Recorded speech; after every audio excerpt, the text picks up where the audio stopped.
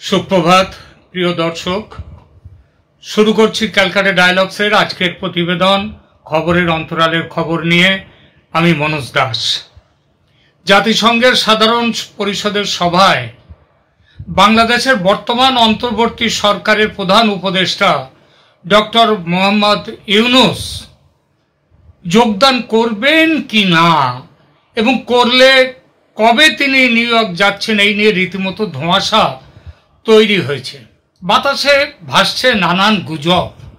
আজ বাংলাদেশের একটি ভিডিওতে বলতে শুনলাম ইউনূস সাহেব নাকি কাতার এয়ারলাইন্সের একটি বিমানে করে সবার অজান্তে দেশ ছেড়েছেন। পরে খবর নিয়ে দেখলাম এটা একেবারেই গুজব। ইউনূস সাহেব 23 তারিখ নিউ ইয়র্কের পথে রওনা হয়ে গেছেন।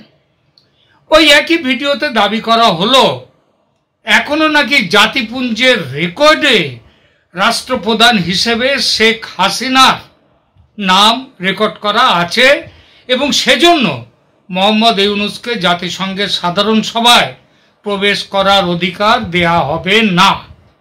এই খবরটিও একেবারেই ভিত্তিহীন। জাতিসংঘে বাংলাদেশের স্থায়ী প্রতিনিধি হিসাবে 2022 সাল থেকে আছেন মোহাম্মদ আব্দুল মুহিত। শেখ হাসিনার আমলে তার নিয়োগ হলেও নিয়োগকর্তা ছিলেন বাংলাদেশের বর্তমান রাষ্ট্রপতি। সুতরাং স্থায়ী প্রতিনিধি মহাশয় যে কলকাঠি নেড়ে, যেহেতু শেখ হাসিনা তার নিয়োগকর্তা, তার আমলেই তিনি নিযুক্ত হয়েছিলেন, সুতরাং তিনি কলকাঠি নেড়ে মোহাম্মদ ইউনূসের বিরুদ্ধাচরণ করবেন, এটাও হতেই পারে না। জাতিসংঘে ইউনূস বা হাসিনা কার নাম থাকবে সেটা কোনো বিষয়ই নয়। সেখানে নাম থাকে দেশের, বাংলাদেশের, সেই নামই আছে। যারা এই বিষয়টি নিয়ে অহেতুক ভাবনা চিন্তা করছেন তারা মূর্খের স্বর্গে আছেন। সুতরাং বলাই বাহুল্য, জাতিসংঘের সাধারণ সভায় ইউনূস সাহেব যথাসময়ে যোগ দেবেন বাংলাদেশের বর্তমান রাষ্ট্রপ্রধান হিসেবে। রাষ্ট্রপ্রধান হিসেবে ডক্টর ইউনূস অবৈধ এবং শেখ হাসিনা বৈধ, এই নিয়ে বিতর্ক হতে পারে, কিন্তু প্রবেশ অধিকার নিয়ে সমস্যা হওয়ার কথা নয়। তবু কথায় আছে, যা রটে তার কিছু না কিছু ঘটে। ধোঁয়া উঠলে আগুনের অস্তিত্ব উড়িয়ে দেয়া যায় না। সুতরাং আসুন এই বিতর্কের পেছনের কারণগুলো একটু বিশ্লেষণ করি।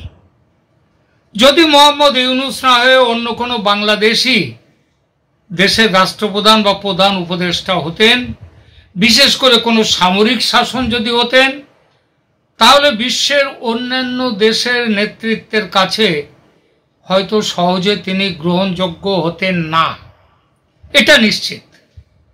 কিন্তু ইউনূস সাহেবের একটা পরিচিতি আছে, তিনি নোবেল জয়ী।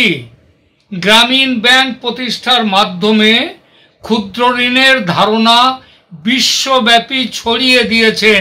এজন্যে গ্রামীণ ব্যাংকের সঙ্গে যৌথভাবে শান্তির নোবেল তিনি পেয়েছেন 2006 সালে। নোবেল পুরস্কার সম্পর্কে যাদের ধারণা তারা জানেন এটা যে সবসময় গুণ দেখে হয়, গুণ বিচার করে হয় তা কিন্তু হয় না। এটা অনেক সময় মুখ দেখে, মুখ সঙ্গাসঙ্গি করেও হয়। আমেরিকার সুনজরে থাকলে এটা বেশি করে হয়, তবেই মেলে নোবেল। এবং ইউনূস সাহেবের সঙ্গে বিল ক্লিন্টন থেকে বারাক ওবামা সবার পরিচয় যে ঘনিষ্ঠ তা বলার অপেক্ষা কিন্তু রাখে না। এই ঘনিষ্ঠতার একটা অংশ যদিও মিথ্যা প্রচার। যেমন ডক্টর ইউনূসকে বলা হয় যে তিনি নাকি গ্রামীণ ব্যাংকের প্রতিষ্ঠাতা। খবরটা ভুল। উইকিপিডিয়া সার্চ করুন, সেখানে ওই এক লেখা। কিন্তু তা তো নয়। বাংলাদেশের মানুষ জানেন গ্রামীণ ব্যাংকের প্রতিষ্ঠাতা ডক্টর মোহাম্মদ ইউনূস নন, প্রতিষ্ঠাতা হচ্ছেন হোসেন মোহাম্মদ এরশাদ। ডক্টর ইউনূস নিজের স্বার্থে সত্যি কথাটি বলেননি। গ্রামীণ ব্যাংকের কর্মকাণ্ড তাকে আন্তর্জাতিক মহলে প্রভাবশালী করে তুলেছে, এটা ঠিকই। তিনি দারিদ্র বিমোচনে গুরুত্বপূর্ণ অবদান রাখলেও গ্রামীণ ব্যাংকের বিরুদ্ধে নানান অভিযোগ আছে। সে অভিযোগ একটু অর্ধেক নয়, বাংলাদেশের মানুষ জানেন সে অভিযোগ কত বিশাল। এ ব্যাপারে সুইডেনের নোবেল কমিটির কাছে পরবর্তীকালে প্রচুর অভিযোগ গেছে। সেসব অভিযোগ মিথ্যেও নয়। এছাড়া তার রাজনৈতিক ভূমিকা নিয়ে অনেক প্রশ্ন আছে। কর ফাঁকি দেওয়া নিয়ে মামলা আছে। তার বিরুদ্ধে অবৈধভাবে কর্মচারীদেরকে বেশি সময় কাটানো এবং তাদেরকে ঠিকমতো পয়সা না দেওয়ার অভিযোগও আছে। এই অভিযোগ আবার অনেক অভিযোগ আদালতে প্রমাণিত। তার জন্য তার জেলের নির্দেশও ছিল। সব মিলিয়ে নামী ব্যক্তি হলেও ডক্টর মোহাম্মদ ইউনূস কিন্তু যথেষ্ট বিতর্কিত। এবার আসি শেখ হাসিনা প্রসঙ্গে। 6 মাস আগে নির্বাচিত প্রধানমন্ত্রী হয়েও বর্তমানে দেশ থেকে বিতাড়িত। এই বিতাড়নের কারিগর ছাত্র জনতার আন্দোলনের মুখোশের আড়ালে দেশের সামরিক কর্তারা, অন্তত তাদের একটা অংশ তো বটেই। 2009 থেকে আওয়ামী লীগের শাসন চলছে শেখ হাসিনার নেতৃত্বে। দেশের অর্থনীতি ও শিল্প পরিবেশ, সামাজিক বিকাশ প্রাণ পেয়েছে তাঁর শাসনকালে। জাতিসংঘ ও বিশ্ব ব্যাংক পর্যন্ত তাদের রিপোর্টে স্বীকার করেছে সে কথা। গরিব দেশ থেকে উন্নতিশীল দেশে যে বাংলাদেশের উত্তরণ, সেটা হয়েছে শেখ হাসিনার জন্য।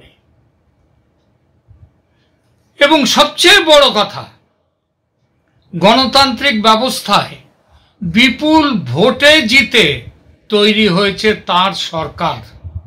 আমেরিকা ও পশ্চিম দুনিয়া অনেক চেষ্টা করেও শেখ হাসিনার দমন পীড়ন ও তার সরকারকে স্বৈরাচারী বলেও কিন্তু তার জনপ্রিয়তাকে কিন্তু হ্রাস করতে পারেনি। গত জানুয়ারির নির্বাচনের আগে আমেরিকার বিভিন্ন সংস্থা বলতে বাধ্য হয়েছে যে শেখ হাসিনা ও তার দল আওয়ামী লীগ জনপ্রিয়তার সমস্ত দল থেকে অনেকটা এগিয়ে। সুতরাং তার সরকার বাংলাদেশের বৈধ সরকার এবং এই বৈধ সরকারটিকে সরানো হয়েছে অবৈধভাবে। এমন অবস্থায় জাতিসংঘের কি কিছু করণীয় নেই? দুঃখের কথা, সম্ভবত নেই। রাষ্ট্রসংঘ এসব ক্ষেত্রে কিছু করতে পারে না বলেই কিন্তু জানি। অবশ্য যদি রাষ্ট্রপুঞ্জের নিরাপত্তা পরিষদ, সিকিউরিটি কাউন্সিলের স্থায়ী সদস্য হিসেবে যে দেশগুলি আছে তাদের কেউ যদি ভেটো দেয়, তাহলে বাংলাদেশের সদস্যপদ টিকিয়ে রাখার ব্যাপারে সমস্যা হলেও হতে পারে। বলা বাহুল্য, রাষ্ট্রসংঘে যোগদান নিয়ে ইউনূস এবং হাসিনাকে জড়িয়ে যে বিতর্ক আজ উঠেছে, সেই বিতর্কের পশ্চাতে রাশিয়া ও চীন, সিকিউরিটি কাউন্সিলের এই দুই দেশ এবং তাদের সাথে সিকিউরিটি কাউন্সিলের না হয়েও অত্যন্ত প্রভাবশালী সদস্য ভারত, তারা হাসিনার অপসারণ নিয়ে ক্ষুব্ধ। এবং ওই দুই, রাশিয়া চীনের যদি কোনো একজন যদি মোহাম্মদ ইউনূস সরকারের বৈধতা নিয়ে প্রশ্ন তোলেন, তবে পরিস্থিতি জটিল হতে পারে। কিন্তু বাংলাদেশের জন্মের পর ভেবে দেখুন, বাংলাদেশের জন্মের পর চীনের বিরোধিতায় 2 বছর বাংলাদেশ রাষ্ট্রপুঞ্জের সদস্যতা পদ পায়নি। এটা মনে রাখবেন। এই বিতর্ক কোন দিকে মোড় নেবে সেটা নিয়ে কিছু ধোঁয়াশা অবশ্যই আছে। সমাধান এখনো স্পষ্ট নয়। তবে অন্তত ডক্টর ইউনূসের যে রাষ্ট্রপুঞ্জে তার দিনগুলি যখন তিনি থাকবেন এবং আমেরিকায় নিউ ইয়র্কে গিয়ে তিনি যে সমস্ত মিটিং ইত্যাদি করবেন, সেখানে কিন্তু তার সামনে যে একেবারে রাস্তাটা যে খুব একেবারে কুসুম ফুল ছড়ানো রাস্তা তা নয়, কণ্টকাকীর্ণ, এটা মনে রাখতে হবে। এই বিতর্ক কোন দিকে মোড় নেবে সেটা নিয়ে এই ধোঁয়াশার পরিপ্রেক্ষিতে এটাই বলা যায়, সমাধান এখনো স্পষ্ট নয়। বাংলাদেশের রাজনৈতিক ও সামাজিক অগ্রগতির জন্য এই ধরনের আলোচনা কিন্তু খুব গুরুত্বপূর্ণ। আমরা আশা করি দেশের জনগণ এবং আন্তর্জাতিক সম্প্রদায় তারা সঠিক সিদ্ধান্তে পৌঁছবে বাংলাদেশকে নিয়ে। আজকের আলোচনার সমাপ্তি এখানেই টানছি। তবে শেষ করার আগে একটি কথা বলার, আপনারা জানেন সর্বকালের সর্বশ্রেষ্ঠ বাঙালি নামের যে সমীক্ষাটি আমরা শুরু করেছি, গত কয়েকদিন ধরে প্রচুর মানুষ তাতে সাড়া দিয়েছেন। আপনি যদি এখনো আপনার তালিকা না পাঠিয়ে থাকেন তবে এখনই পাঠিয়ে দিন। সহজ নিয়ম,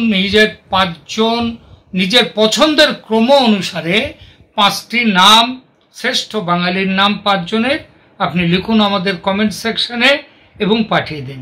মনে রাখবেন 5টি নামই পাঠাতে হবে কিন্তু।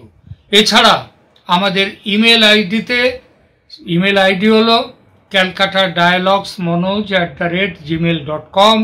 এই ঠিকানাতেও আপনারা পাঠাতে পারেন আপনাদের পছন্দের তালিকা। আমাদের আজকের এই প্রতিবেদন ভালো লাগলে অবশ্যই আমাদের চ্যানেলকে সাবস্ক্রাইব করুন, লাইক দিন, কমেন্ট দিন।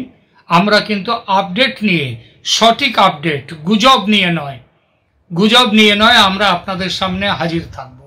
আমরা সবসময় আপনাদেরকে আপডেট দিয়ে যাব।